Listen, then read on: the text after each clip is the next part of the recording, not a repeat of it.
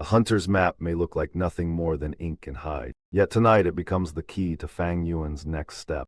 After wiping out Wang Er's household and walking away from Jiang He's scrutiny, Fang Yuan follows the stolen markings into the mountains, where wild boars, deadly tusks, and the White Boar Gu begin forging strength directly into his young body. Someone has left fresh tea beside the chessboard, and judging by the muddy footprints at the door, quite a few wandering daoists have found their way home tonight. Good, the pavilion was getting far too peaceful without you. Warm your hand, guard your wine cup from suspicious cultivators, and listen closely, because Fang Yuan has just brought back a rather bloody story from the mountains. Wang Er's contempt lasted only a heartbeat. Fang Yuan had come too far to be driven away by 4 mortal hunters, and retreat would mean surrendering whatever lay beyond them before he had even tested their strength. His answer was not an argument. His palm rose. A pale blue moonblade tore through the air. At the same instant, Fang Yuan drove power into his legs and charged directly toward the 4 men. The hunters had expected another mortal they could intimidate. Instead, they found themselves facing a Gu master already inside killing range. One hunter reacted too slowly. The moonblade struck his right forearm and severed it, dropping him screaming to the ground as he clutched the ruined limb with his remaining hand. The others finally understood the price of misjudging Fang Yuan. If they failed to stop him now, mortal strength alone might not save any of them. Gu Master. 2 of the remaining hunters went deathly pale. They dropped to their knees, bowing repeatedly toward Fang Yuan as fear overwhelmed whatever courage they had shown moments before. Spare us! We never meant to offend you. Wang Er alone remained standing. Fang Yuan's attack had frightened him, but fear had not broken his nerve. His hand swept behind his back and seized his bow and arrows. Cowards! What are you afraid of as only a Gu disciple? He stepped backward, knocked an arrow, and aimed straight at Fang Yuan. Stop! Come any closer, and I'll shoot. Fang Yuan narrowed his eyes. Wang Er was troublesome. Most mortals lost their composure the moment they recognized a Gu master. Yet this hunter could still retreat, arm himself, and threaten his opponent with a steady weapon. Look closely at the difference. The kneeling hunters had already surrendered the battle in their mind, while Wang Er was still searching for a way to exploit distance. That difference in nerve made him far more dangerous than his status as a mere mortal suggested. Fang Yuan answered with a second moonblade. Wang Er shifted sideways and avoided it. Killing intent rose within him as he released his arrow in the same motion. Ungrateful bastard! The arrow cut through the air with frightening speed. Fang Yuan lowered his head just enough for it to pass, never breaking his advance. In only moments, the distance between them vanished. Wang Er discarded the bow. His fists clenched, and the true advantage of his body became obvious. He stood at least half a meter taller than Fang Yuan, broad-backed and powerfully built, with the hardened physique of a man who had spent years hunting in the mountains. The sun shone from behind Wang Er as Fang Yuan rushed toward him. Against that glare, the hunter became a dark silhouette, his eyes fixed on the approaching youth with the ferocity of a cornered wolf. No! Stop! The 2 kneeling hunters could only watch as mortal martial skill and Gu power collided at arm's length. Die! Wang Er's fist exploded forward, heavy enough to whistle through the air. Fang Yuan watched it grow larger before his eyes, yet his expression did not change. At the final instant, he stepped aside, avoided the blow, twisted his body, and knocked Wang Er's left arm away. Wang Er reacted immediately. With a vicious grin, he swept his other fist horizontally toward Fang Yuan's back. His counter came first and was already close enough to land. Then the battlefield itself betrayed him. Wang Er had begun with his back to the sun. As his body turned, the blazing afternoon light struck directly into his eyes, filling his vision with white. Fang Yuan had been waiting for precisely such an opening. He flipped backward through the air, avoiding the sweeping fist, and raised his right hand as he moved. A third moonblade flew along the path of the sunlight. Wang Er's instincts screamed of danger. He jerked his head aside as the eerie blue blade crossed his path. Watch out, brother Wang Er. For the 2 hunters watching, the world seemed to slow. The afternoon sun washed everything in white. Wang Er's powerful body became a black arc against that brightness, his head lowering desperately beneath the moonblade, while its blue radiance nearly disappeared inside the glare. The moonblade passed. Wang Er landed smoothly. For one fleeting instant, both hunters believed he had escaped. Then they saw what the strike had taken. Wang Er's reflexes had moved him far enough to avoid complete decapitation, but not far enough to survive. Part of his head had been cut away, and the strength holding his body upright vanished. He collapsed without another attack. The two hunters froze. The ordinary sounds of the forest seemed to return all at once: the birds, the running water, and the cries of their wounded companion. A moment earlier, Wang Er had been the strongest among them. Now he was dead. Brother Wang Er. He's dead! Brother Wang Er was our strongest hunter. He was speaking with us just moments ago, and now he's dead. He should never have angered that Gu master. We mortals cannot contend with Gu masters. The two men remained kneeling like statues, fear and disbelief binding them more effectively than any rope. Fang Yuan pushed himself up from the ground. During that final exchange, he had rotated through the air to escape Wang Er's fist and lost his balance after releasing the moonblade. His shoulders ached from the fall, but otherwise he was almost unharmed. That fall had been worth the price. If Wang Er's fist had landed cleanly, Fang Yuan believed the impact would have made him cough blood on the spot. He possessed no defensive Gu, and beneath the methods and experience of a veteran cultivator, his body was still only that of a 15-year-old youth. Fang Yuan looked down at Wang Er's corpse and assessed the battle without triumph. Wang Er had been extraordinarily strong, far stronger than Gao Wan, the Mo family servant. In Fang Yuan's judgment, an ordinary academy student encountering this hunter would almost certainly have lost. Even a rank 1 upper stage Gu master could have been defeated through carelessness. Do not overlook what this reveals about rank 1 cultivation. Becoming a Gu master did not make Fang Yuan untouchable. A mortal who had pushed archery, physique, reflexes, and killing experience to their limits could still threaten a cultivator who lacked the right defense or misjudged the distance. The difference between superiority and death could be a single careless exchange. Wang Er's archery was fast and steady. At range, his arrows could compete with Fang Yuan's moonblade, and perhaps even surpass it because the bow could reach much farther. His close combat skill had also reached the peak attainable by an ordinary mortal. Powerful muscle, sturdy bone, swift reaction, and the ruthlessness to kill without hesitation. Fang Yuan's smaller body could never have traded blows with such a man directly. But Wang Er had encountered an opponent who had begun calculating the matchup before the first real exchange. The moment Fang Yuan saw the bow, he understood that a prolonged ranged fight was unfavorable. His moonblade could only reach 10 meters, while Wang Er's arrows could strike from much farther away. So Fang Yuan immediately abandoned long-range combat and rushed forward to erase that advantage. By closing the distance and appearing willing to fight hand-to-hand, he forced Wang Er to discard the bow. Yet Fang Yuan had never intended to defeat him through raw physical combat. He had noticed the angle of the sun. Once Wang Er turned, the light would assault his vision for a brief but decisive instant. Fang Yuan used that weakness to release his third moonblade at close range. And Fang Yuan's moonblade was no longer as weak as before.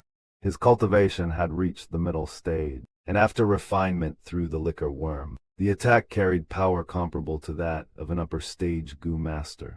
With Wang Er blinded by sunlight and already within such short distance, Fang Yuan considered the result effectively decided.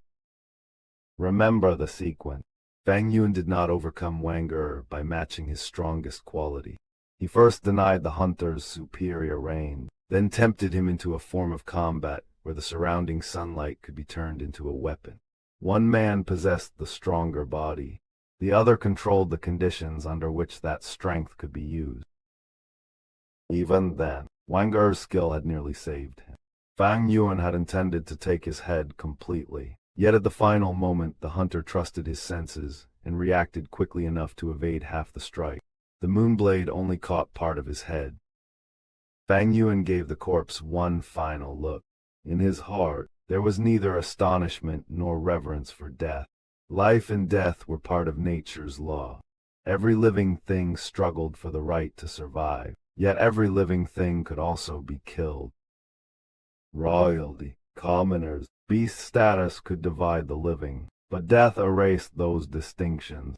To Fang Yuan, a dead man and a dead pig had reached the same final state. Keep that judgment in mind. The hunters saw Wang Er's death as proof that mortals should fear Gu masters. Fang Yuan saw something colder. Even a dangerous opponent, even a remarkably skilled one, became nothing once the decisive mistake had been made. On his path, survival belonged not to status or courage alone, but to whoever understood the battle before the killing blow arrived. High in the mountain forest, where ancient roots gripped the earth and thick crowns tangled beneath the summer sky, an old wooden house stood inside a fence of green spear bamboo. For the family living there, survival was built from simple things: water drawn by hand, vegetables raised from the soil, and game brought back from the mountain. Remember that simplicity. Nothing in this quiet morning looked dangerous, yet the peace of such a household depended on how long its few protectors could keep carrying their burden. The house itself had endured many years. Moss covered its bark walls, and tender branches had begun growing from some of the timber. Beyond it stretched vegetable plots, and between them stood a man-made well. There, a 16-year-old girl strained against the weight of a bucket filled to the brim. She wore plain clothes, her dark hair falling loosely around her face as she clenched her teeth and hauled the bucket upward. She was not trying to prove anything to the mountain. She simply wanted her father, who had hunted until late the previous night, to sleep a little longer. If she could carry his burden for one morning, perhaps the aging hunter could finally rest. At last, the bucket cleared the well. She dragged it onto the ground, straightened herself, wiped her forehead, and fanned her warm face with one hand. Huh. The sound of the bucket striking the earth carried to the wooden house. Its door opened, and an elderly man stepped outside. Black and white mixed in his hair, wrinkles layered his face, and weariness rested around his eyes. Yet beneath that age remained a sharp gleam, the lingering authority of a tiger that had survived long enough to grow old. Love, that bucket is too heavy. I told you to let me carry it. Why are you secretly watering the plants behind my back again? His words carried reprimand, but his expression held only affection. Father! You were hunting until late last night. I wanted you to sleep longer today. It is only one bucket of water. Look, I carried it out, didn't I?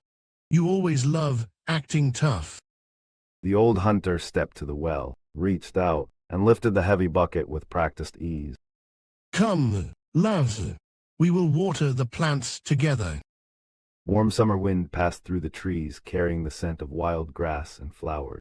The girl bent over the vegetable plots with her pail, while her father moved back and forth from the well with 2 buckets.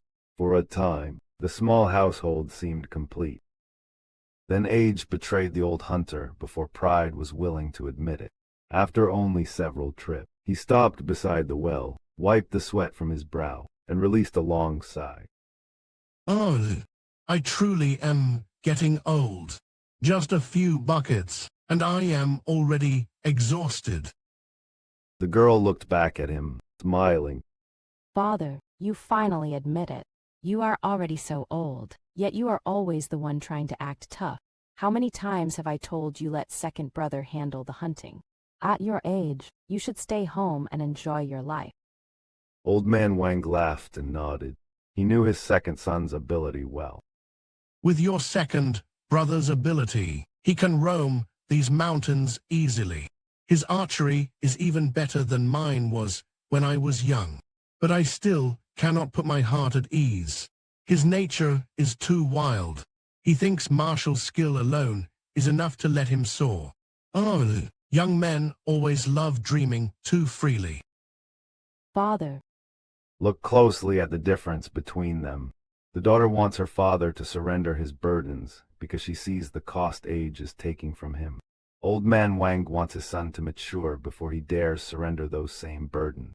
One is trying to protect the present. The other is waiting until he believes the family's future is secure. But the old man's somber mood did not last. His laughter returned, now carrying a teasing edge.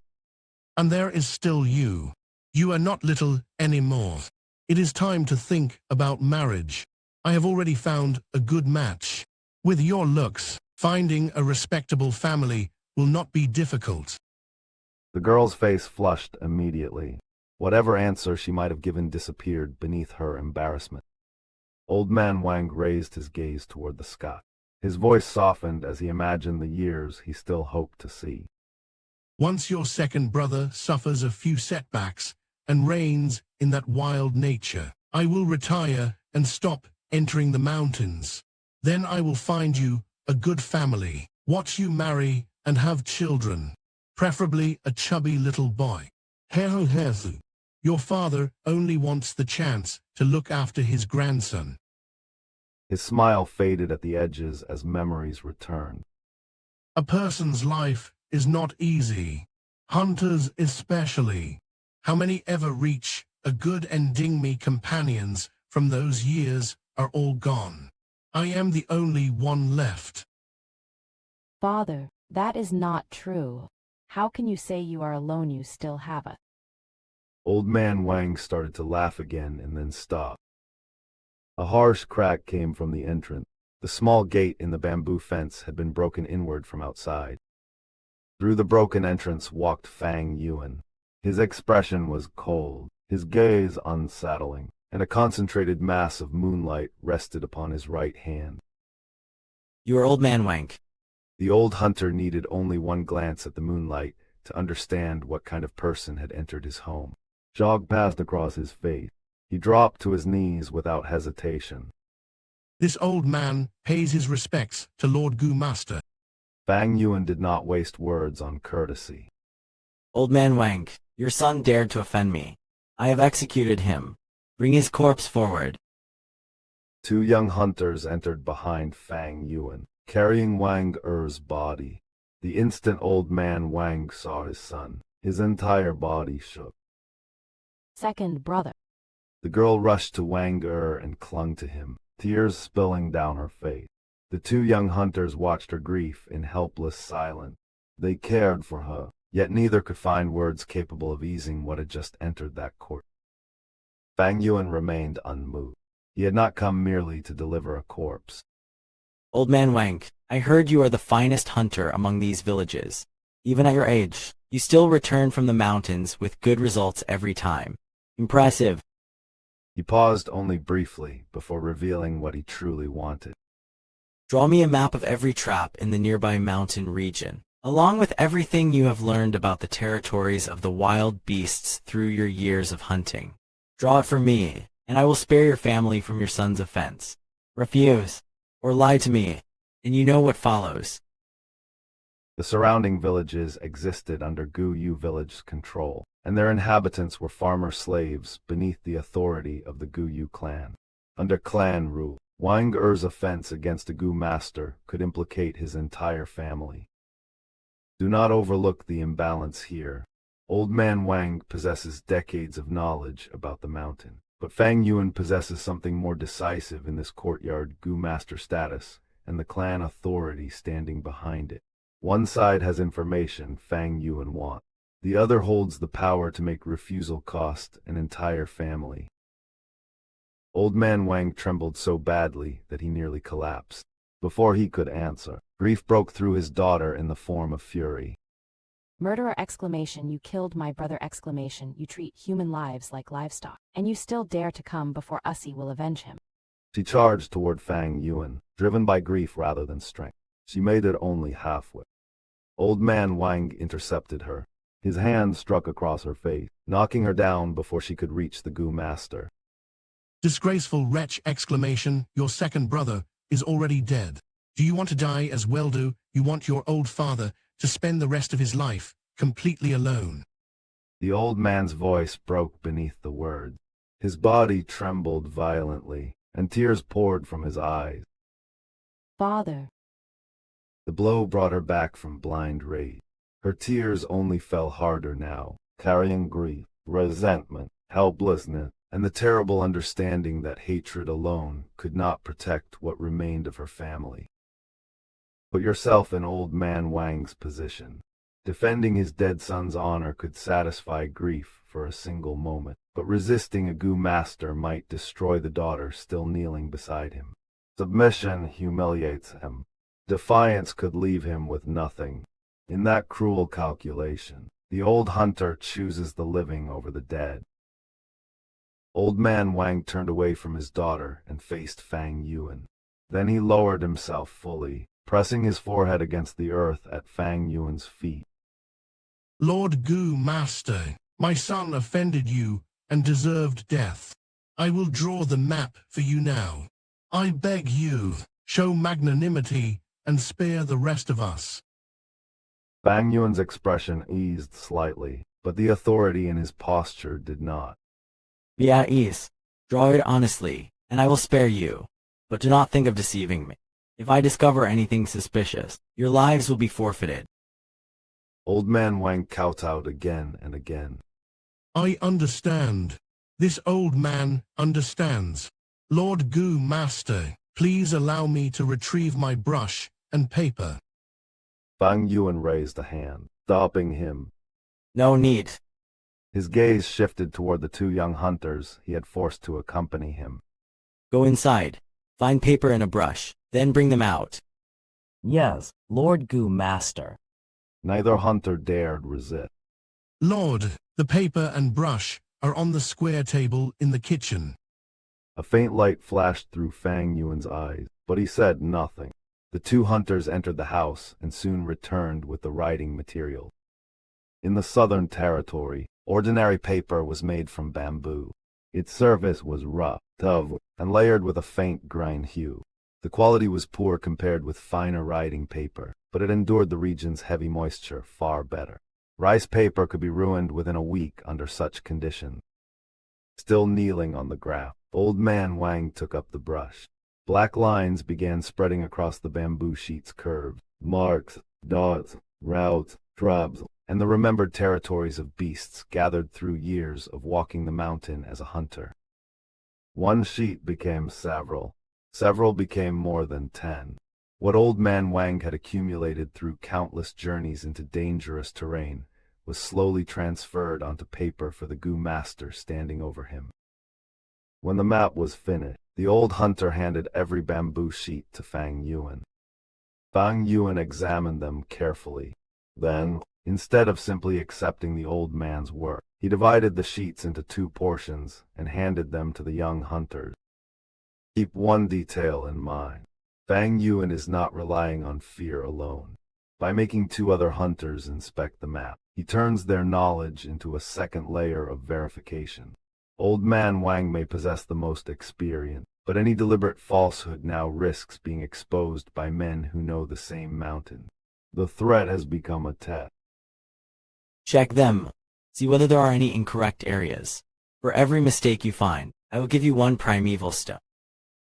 The bargain was simple, but its consequence was not. Old man Wang's knowledge, his family's survival, and the truth of every mark he had placed on those bamboo sheets were now being weighed against each other under Fang Yuan's eyes. The old hunter had surrendered the map, but whether that submission was enough to save what remained of his family now depended on every line being true. The 2 young hunters accepted the bamboo papers with trembling hands and shining eyes. To Fang Yuan, they were merely witnesses verifying information. To these men, however, the pages contained something far more precious, the accumulated knowledge that allowed generations of hunters to survive beyond the safety of the Gu Yu village. Fang Yuan needed them to determine whether old man Wang's records were genuine. He was searching for wild boar territories, and inaccurate information could waste time, resources, or place him in unnecessary danger. Yet even if the bamboo papers proved truthful, there was still one question he had not settled, whether they contained everything. The hunters began studying the record, completely absorbed. Every valley, stream, trap site, and beast territory represented food, money, and survival. Old man Wang had spent a lifetime gathering such knowledge, building upon what his forefathers had left behind. If Fang Yuan could obtain the family's true inheritance of hunting information, his search for wild boars would become far more reliable. This is Hunter Wang's lifetime of experience. Hunters may exchange information about traps, but no one willingly tells others where the wild beasts gather. Everything written here was accumulated by his family across generations. Another hunter's excitement grew as his eyes moved across the record. There is a herd of wild deer in this valley! If I hunt them successfully, I will not need to worry about expenses for 3 months. And here a stream beside a mountain bear cave, nearly hunted in that region before. I have to remember this. Look closely at the difference in value. To an outsider, these are marks on bamboo. To a hunter, they are a livelihood purchased through generations of risk, injury, and death. That is precisely why Fang Yuan cannot afford to treat the information casually. A false location may cost time, but a hidden location may conceal the very resource he came searching for. Old man Wang's family had lived by hunting for generations, and by the time those experiences reached him, the old man had become the acknowledged #1 hunter of his line. Information kept by someone of that caliber was naturally more useful than ordinary village gossip. For nearly 15 minutes, the two hunters repeatedly examined the map. They were so reluctant to surrender the bamboo papers that Fang Yuan finally had to urge them on. Only then did they return the record. Throughout this, old man Wang remained kneeling with his forehead against the ground. Nearby, his daughter lay motionless, seemingly drained of strength by everything that had happened. There is no problem, Lord Gu Master. The trap locations recorded on these bamboo papers are accurate. Hearing their confirmation, old man Wang hurried to defend himself. Lord Gu Master, this concerns both my life and my daughter's. I would never dare lie to you. Fang Yuan gave a slight nod and waved the stack of bamboo papers in his hand. For an instant, it appeared that the verification had settled everything. Not bad, but I don't believe it. Old man Wang jolted and raised his head. A blue moon blade was already rushing toward him. The attack landed before he could escape, and the old hunter collapsed. What? Lord Gu Master, this. The two men stared in disbelief. Old man Wang's daughter cried out and rushed toward her father, but Fang Yuan released another moon blade. She too fell before reaching him. Father. Fang Yuan regarded the result with the same detached calm he had shown before attacking. The power behind his moonlight goo had changed as well. With rank 1 middle stage primeval essence, his moonblade had already been capable of cutting goo worms. Now, fueled by upper stage primeval essence, its cutting force could break bone and even slice through steel. One young hunter sank down in despair after witnessing the death. The other looked at Fang Yuan and nearly collapsed from fear. Lord Gu Master, spare us. Fang Yuan did not kill them. Not yet. He still needed something from the Wang household. Get up. Search the house. A hunter's family normally keeps a beast skin map recording terrain, trap locations, and beast territories. Find it for me, and I will let you live. Yes! Yes. Lord Gu Master! We will search immediately. Please give us some time. The two hunters scrambled into the wooden house. Wardrobes were overturned. Containers fell. Furniture struck the floor as they tore through every place they could think to search. But the beast skin map did not appear. Panic tightened around them. Their search became rougher and more desperate, until furniture was being smashed simply because they could no longer think clearly. Where is it? Where is it? Come on, please appear. Their bodies shook, and their eyes grew bloodshot from fear. Fang Yuan finally entered the house. Useless. The hunters dropped to the floor and pleaded again, but Fang Yuan ignored them. His attention moved instead across the house itself. Notice the information gap here. The hunters believe their survival depends on searching harder, so fear drives them to destroy the room. Fang Yuan has reached a different problem entirely. If generations of hunters depended on such a map, then its absence is evidence in itself. Either the Wang family broke an old hunting custom, or someone deliberately hid the real record. The house contained 4 rooms, including a living room and kitchen. Everything was now in disorder. Fang Yuan walked through the wooden interior slowly, his footsteps sounding clearly amid the silence left behind by the frantic search. He confirmed that the hunters had searched thoroughly. That only deepened his suspicion. Almost every hunting family possessed a beast skin map passed down through generations, continuously improved as new territories and dangers were discovered. Such a record was not decoration. It was the foundation of their livelihood. Then Fang Yuan remembered something from earlier. He had deliberately ordered the two young hunters to look for paper and a brush. Old Man Wang had immediately called out where those items were stored. That reaction now mattered. If Old Man Wang feared that a casual search for writing materials might expose something more valuable, then the hidden map should still be somewhere inside this house. Fang Yuan was no longer searching blindly. He was reconstructing the old man's fear. Fang Yuan examined the room again. This time, his gaze stopped on the fire pit connected to the chimney, the place used to warm the house during winter. Charcoal residue still remained inside. He crouched beside it, took up a nearby shovel, and began moving the charcoal aside.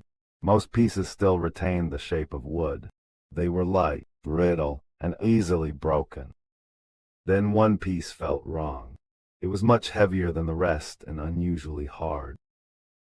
Oh, Fang Yuan dug the strange charcoal block free and smashed it against the ground. Its outer shell broke apart, revealing a bamboo tube hidden inside. The two hunters gasped. Fang Yuan opened one end of the bamboo tube and shook it. A folded map slipped out. This was nothing like the bamboo papers they had examined before. The map was drawn on a broad sheet of white beast skin, more than a meter long and roughly half a meter wide. Black, green, red, yellow, and blue lines crossed its surface in an intricate web of terrain and markings. Even Fang Yuan was slightly surprised by its scope. The map territory stretched far beyond the surroundings of the village. For a mortal hunter to survey and preserve information across such a distance was no small achievement. His attention quickly settled on what he actually needed. 5 locations were marked with wild boar herds, 2 small herds, 2 medium-sized herds, and 1 large herd. And directly in the territory of the largest herd stood a giant red cross. Fang Yuan gave a cold, knowing smile. The bamboo records contained no such marking. Keep that red cross in mind. The young hunters had declared the bamboo papers accurate because the areas they recognized were indeed correct. Their mistake was assuming that truthful information must also be complete information. Old Man Wang did not need to fill his false record with lies. Hiding one crucial location was enough. The two hunters had lacked the experience to recognize the deception. The red cross lay far beyond the village, in territory unfamiliar to them. That concealed mark revealed just how carefully Old Man Wang had protected the true inheritance of his family. This was why Fang Yuan had refused to rely entirely on a map handed to him openly. He wanted the family's genuine beast skin record, the one Old Man Wang had considered valuable enough to hide inside false charcoal. The reasoning behind Fang Yuan's earlier actions now became clearer. In his previous life, he had heard countless words, insult, threats, and accusations. A single command to scram was never sufficient reason for him to kill Wang Er. When he had overheard the 4 hunters talking beside the boar trap, however, Fang Yuan had already begun planning. Eliminating Wang Er removed resistance and created an opportunity to reach the Wang family's hunting record. To Fang Yuan, killing was not the objective, it was a method.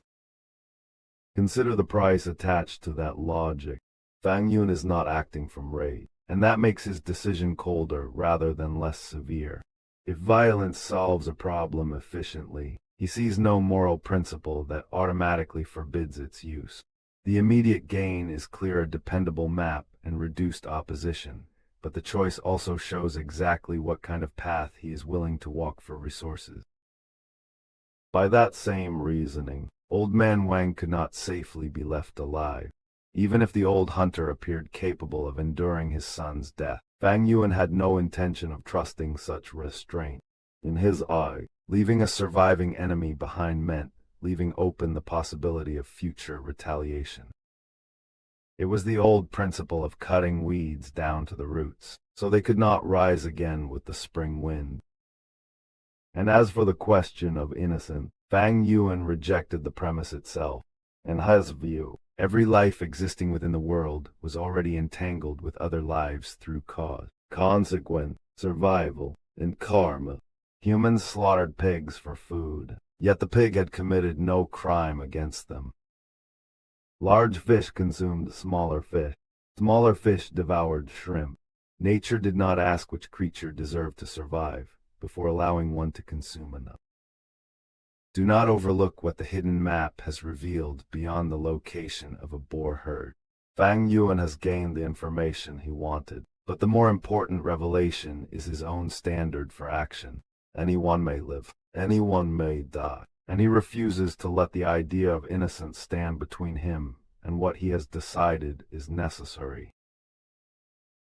The beast's skin map was too thick to fold like ordinary paper. Fang Yuan rolled it tightly, slid it back into the bamboo tube, bound both ends with hemp rope, and strapped the case across his back. The treasure was finally in his hands, but possessing it was only the first problem. The two hunters could not tear their eyes away from the bamboo tube. Greed flickered openly across their faces. A Gu master might dismiss such a map without a second glance, but to mortal hunters, it was a treasure capable of changing an entire lifetime. The Wang family had preserved it since the days of their ancestors, and Old Man Wang's fame throughout the surrounding lands owed much to the knowledge hidden upon that beast's skin. Look closely at what Fang Yuan cared about next. The hunters were staring at the treasure, but he was already looking beyond it to the possibility that someone connected to the Wang family might still remain. If their information was incomplete, then so was his understanding of what he had just taken. I'm asking you this. Is there anyone else left in Old Man Wang's household? The coldness in his voice erased the greed from both men's faces. Still kneeling on the ground, they remembered what had happened only moments earlier. Desire vanished. Fear took its place. No one. Lord Gu Master exclamation. The entire family is dead. Hunter Wang once had a wife, but that was decades ago. Wild wolves entered the village and killed her. Before she died, she gave him 2 sons and a daughter. His eldest son, Wang Da, disappeared on the mountain while hunting 3 years ago. There is no one else left in the Wang family. Fang Yuan narrowed his eyes. With their lives hanging entirely upon his mood, the chance that these men would knowingly lie was small. Their fear looked genuine. Even so, he tested them once more. Are you lying to me? We would never dare lie to you, Lord. One of the hunters suddenly remembered something. Desperate to prove his usefulness, he hurried to speak before Fang Yuan's patience ran out. I remembered something exclamation. Old Man Wang also had a daughter-in-law, Wang Da's wife. After Wang Da disappeared, she died of grief. The village even erected a chastity memorial arch for her that year. But there were rumors that she wanted to remarry, and that Old Man Wang hounded her to death.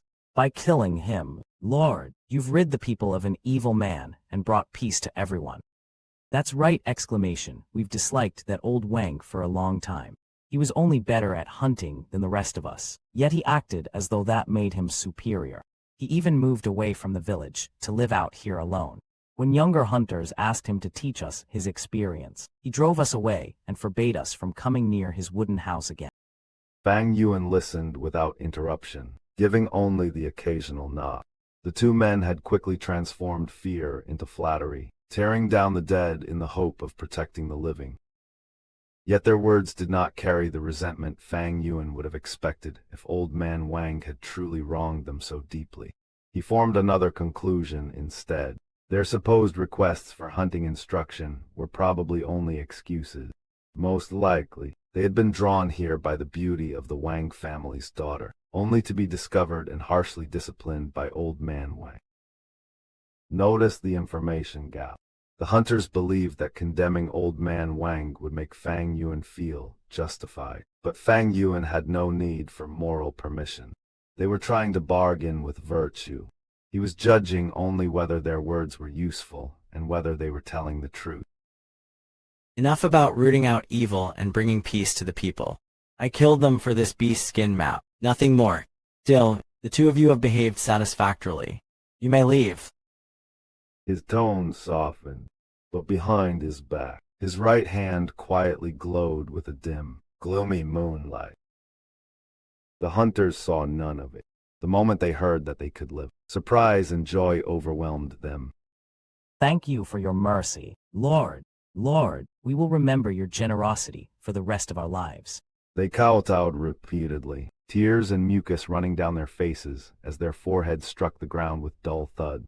After several bows, they scrambled upright and turned to flee.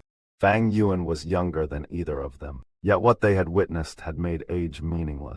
They wanted only to escape his presence and never meet him again. Stop. A voice cut across their escape. A figure dropped from a nearby treetop with a sharp rush of air and landed before them, a Gu master in a deep blue uniform, a scarlet belt around his waist, and a metal plate engraved with the character for 2. He was lean, narrow-eyed, and equipped with wrist guards and tightly bound leg wrapping. Every detail of his appearance suggested competence. This was no wandering stranger. He carried the unmistakable authority of a rank 2 Gu master stationed in the region. Neither of you is leaving. Tell me what happened here. Everything. The 2 hunters, who had only just risen from their knees, dropped down again the instant they recognized him. This commoner greets Lord Jiang He. Jiang He was the Gu master assigned to this village by the Gu Yu clan. Each year, the clan stationed Gu masters throughout the surrounding villages and hamlets. Their presence reinforced Gu Yu authority, guarded the borders, and discouraged rival powers from quietly infiltrating the region. Do not overlook the shift in authority here. A moment ago, Fang Yuan alone controlled whether the 2 hunters lived or died. Jiang He's arrival introduced something different. Official clan jurisdiction. Raw strength still mattered, but now reputation, rank, and political inconvenience entered the calculation as well. Jiang He ignored the kneeling mortals and fixed his attention entirely on Fang Yuan. I am Jiang He, a Gu master of the Gu Yu clan, stationed in this village. Who are you? Fang Yuan gave a faint laugh and opened his right palm. Moonlight gathered at its center as the Moonlight Gu revealed itself. Jiang He's expression eased almost immediately. The Moonlight Gu was the mark of the Gu Yu clan, and such a sign could not simply be forged. The matter is simple. Old man Wang's second son offended me, so in anger I killed the entire family. These 2 can testify to it. There was no evasiveness in his answer. Fang Yuan admitted the killings openly and even pointed toward the 2 hunters. Both men nodded at once, too frightened to hesitate. Jiang He stared at him blankly for a moment. Then he burst into laughter. You killed them well! Exclamation. A few lowly peasant servants actually dared offend their masters. They deserved death. But the laughter did not last. Jiang He's tone changed, becoming heavier and far more deliberate. However, young junior, what you've done has created trouble for me. Old man Wang may have lived far from the others with his family, but they were still villagers under my responsibility. I was sent here by the clan to protect this village and watch its borders. Now several villagers are dead. When the clan conducts its assessment at the end of the year, my evaluation will fall. Fang Yuan's eyes gleamed. He understood immediately. Jiang He was not mourning old man Wang's family. He was presenting the loss in a way that gave him an excuse to demand compensation. Consider the price Jiang He was trying to attach to this encounter. His official duty gave him leverage, but only if Fang Yuan feared the consequences of an investigation. The moment Fang Yuan recognized that dependence, Jiang He's apparent authority stopped being absolute and became something that could be negotiated or simply refused. That is easily handled. Senior only needs to report the truth. Say that I killed the entire family, and that the matter has nothing to do with you. Jiang He's eyelids twitched. Anger rose inside him. Fang Yuan had understood the hint and deliberately refused to pay. Then I will have to handle this impartially. Junior, if you are not afraid of the clan investigating the matter, give me your name. I will record every detail exactly as it happened. The threat was unmistakable. Against an ordinary academy student, invoking a formal clan investigation might have been enough to force submission. Fang Yuan, however, heard something else in Jiang He's words. A man truly confident in his position would not need to press so hard. Then senior should report it exactly as you should. My surname is Gu Yu. My name is Fang Yuan. For the first time, Jiang He's composure visibly shifted. So you're Fang Yuan exclamation. I've been hearing about you constantly from my younger brother. You beat down your classmates, extorted them openly, and collected 60 primeval stones each time. Every time my brother speaks of it, he sounds jealous of how easily you make money. And then there was the time you gambled and obtained both a liquor worm and a mudskin toad one after another. That kind of luck would make anyone envious. Oh, that's right, my younger brother is Jiang He. You should have met him long ago. So it was him. Yes. Whenever I buy moon orchid petals, I purchase them from Jiang He's shop. Recognition changed the entire atmosphere. The formal threat disappeared almost as quickly as it had appeared. Ha ha ha exclamation, then we're acquaintances after all. Forget it. I'll take care of this matter. Jiang He struck his chest with one hand, presenting himself as though loyalty and generosity alone had moved him. The truth was much simpler. He had tried to exploit a favorable opportunity, but there was never much chance that he would truly report the killings. Even if he reported everything honestly, his year-end assessment would still suffer because villagers under his protection had died. Helping Fang Yuan instead cost him little and might earn goodwill. As for Old Man Wang's household, Jiang He could simply report that wild beasts had attacked them. Old Man Wang had chosen to live far from the village population in an isolated wooden house. That alone made such an explanation convenient, and Jiang He had little fear that anyone would challenge the story. To people holding Gu master authority, the deaths of several mortal peasants were scarcely important enough to provoke serious scrutiny. Keep one detail in mind. Fang Yuan did not win this exchange by overpowering Jiang He. He won because he understood what Jiang He actually valued: his assessment, his convenience, and the possibility of a useful connection through Jiang He. Once those interests became visible, the threat of official justice proved far less solid than it first appeared. Jiang He was not finished. His smile remained, but another warning followed beneath it. Junior, you still haven't graduated from the academy, so you aren't wearing the Gu master uniform I have on now. If Wang Er had seen you dressed like this, he would have known you were a Gu master and would never have dared offend you. You're a clever young man. You understand what I mean, don't you? Fang Yuan's eyes flashed. The meaning behind Jiang He's advice was clear enough.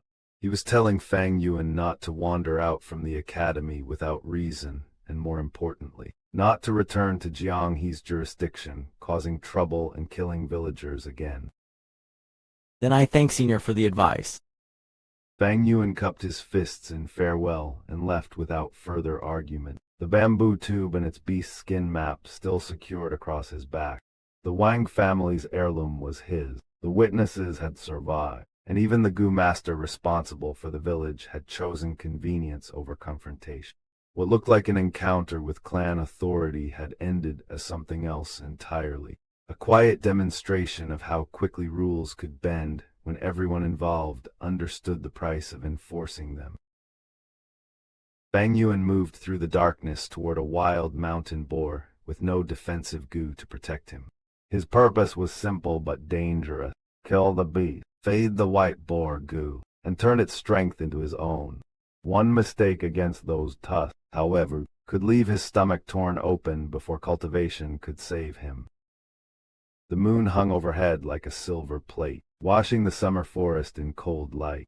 Leaves shifted beneath the night wind, waterfalls thundered through the mountains, and sandalwood crickets continued their endless chorus as Fang Yuan stepped silently across the grass. Ahead, the mountain boar had buried its snout in the emerald soil, puffing and snorting as it searched for worms beneath the grass. Fang Yuan approached from behind, knowing that reaching striking distance without alarming such an animal would be difficult. Wild boars were omnivores. They dug for worms, stole bird eggs, hunted rabbits and mice, and could even prey upon venomous snakes and scorpions. Under the moonlight, this one's gray-black hide covered a compact, muscular body, with short, powerful limbs, a stiff mane along its back, and pale tusks waiting beneath its jaw. Its thin tail flicked at mosquitoes while Fang Yuan crept closer. Then the boar stopped digging. Its head rose. Its small upright ears trembled several times, and although Fang Yuan froze immediately, the animal had already discovered him. It turned and released a low warning grunt. Fang Yuan showed no surprise. A wild beast possessed nothing of a domestic animal's complacency, and a boar's sense of smell was especially acute. Even without hearing him, it could detect his body scent from roughly 100 meters away. Fang Yuan currently possessed 5 gu worms: the spring-autumn cicada, Licca worm, moonlight gu, little light gu, and white boar gu. Yet none of them could conceal his scent or footstep, and their abilities did not form a perfectly coordinated set. Look closely at the limitation. A smell-lock gu and quiet steps gu might have allowed Fang Yuan to approach within 10 steps without detection, but carrying them would raise his total to 7 gu worms. Better concealment would bring a different danger: the burden of feeding and supporting too many gu with his limited primeval essence. That limitation was one reason gu masters normally traveled in teams rather than alone. 4 or 5 gu worms of the same rank were already a common practical limit. Small groups of 3 to 5 could divide their responsibilities: detection, forward movement, offense, healing, and the task of restraining hostile enemies. Fang Yuan had no such companions. He continued forward alone. The boar's warning growl deepened, and the pale hairs along its neck rose as its agitation increased. Once Fang Yuan crossed the distance the animal was willing to tolerate. The mountain boar scraped the earth 3 times with its hooves.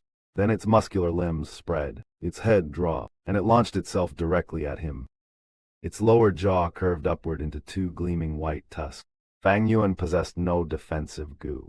If those tusks entered his abdomen, they could pierce his stomach and intestines, leaving him crippled or dead.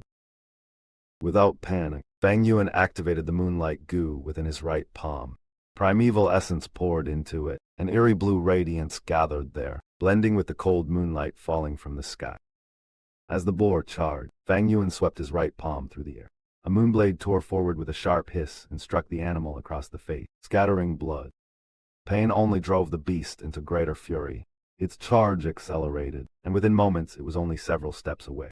Fang Yuan sprang aside, rolled across the ground, and broke his fall as the boar thundered past him.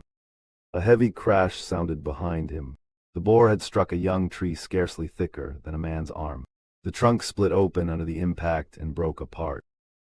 Fang Yuan immediately rose and closed the distance. Another blue moonblade shot from his right hand and cut across the boar's body. Several wounds opened through the black fur, deep enough for bright red blood to seep freely, yet the attack still failed to break its bones. The contrast was severe. Fang Yuan was using upper stage primeval essence, and a moonblade empowered at that level could break even the toughest human bones in a single strike. Against this relatively small wild boar, however, it produced only deep flesh wounds. Do not overlook what that reveals about this world. Fang Yuan was not facing some legendary desolate beast, merely an ordinary wild boar shaped by an unforgiving environment. If even common wildlife demanded this much effort from a rank 1 gu master, raw cultivation alone could never justify carelessness. The wounded boar charged again. With every stride, its torn flesh opened further and warm blood streamed from the wound. Fang Yuan repeated his earlier movement, tumbling aside just before the beast reached him. The animal was powerful and ferocious, but Fang Yuan had already identified its weakness.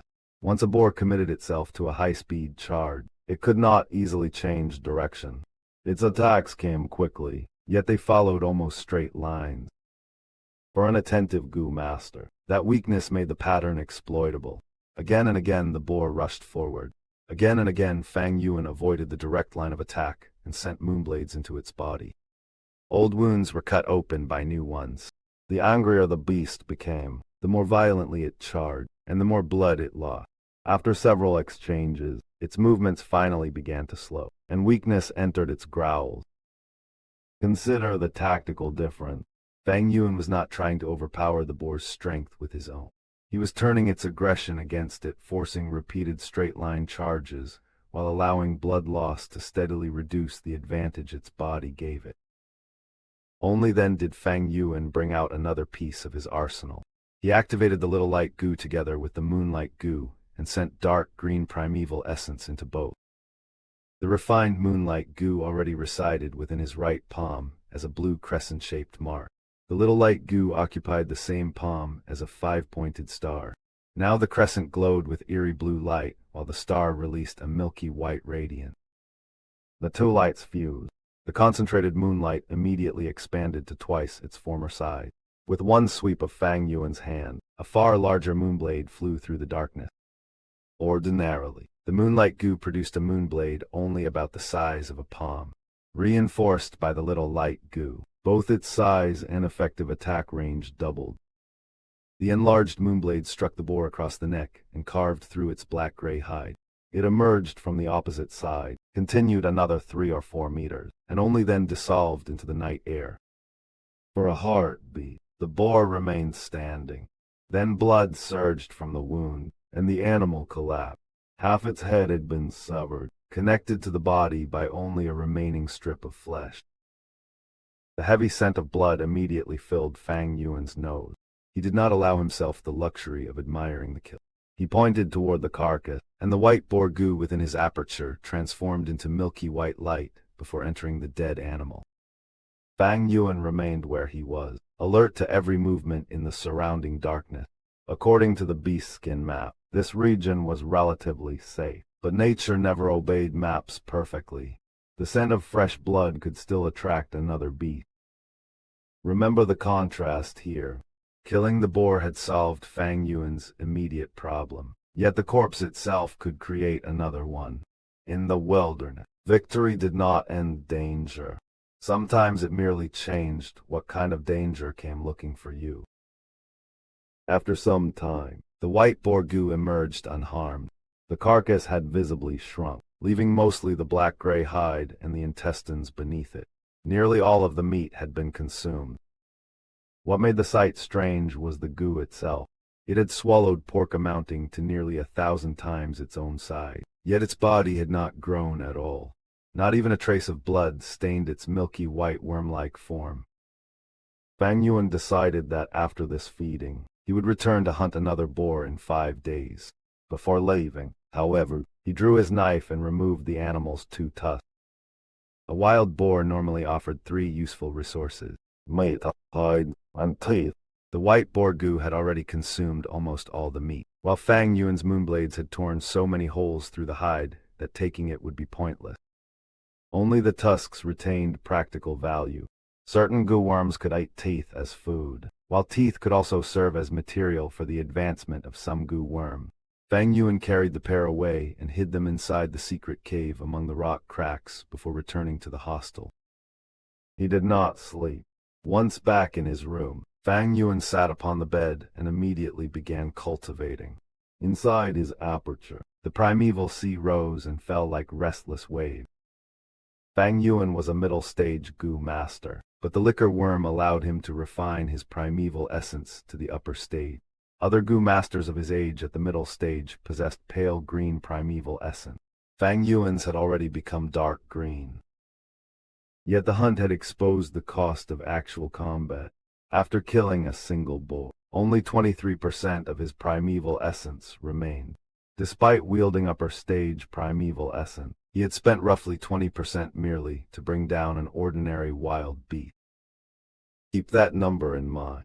Fang Yuan's refined essence gave him an advantage over others at his stated cultivation stage, but it did not make his reserves endless. Greater quality could strengthen each attack, yet every activation still consumed the same resource his survival depended on. Closing his eyes, Fang Yuan immersed his consciousness into the aperture and activated the White Boar Gu. A stream of dark green primeval essence surged upward and entered the Gu worm. The White Boar Gu released brilliant white radiance, and that light spread through Fang Yuan's entire body. Seen from outside, it would have appeared as though a pure white glow were shining outward from beneath his skin. Every muscle and every inch of skin was immersed in that light. At first came numbness and itching. The Gu was modifying his flesh little by little, infusing strength directly into his body so that the improvement could take root permanently rather than vanish when the Gu stopped working. But before long, the numb sensation sharpened into pain.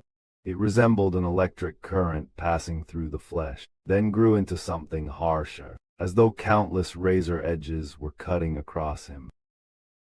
Fang Yuan immediately stopped using the White Boar Gu. There was a strict limit to this method. Its strengthening effect could be endured for only about 50 minutes each day.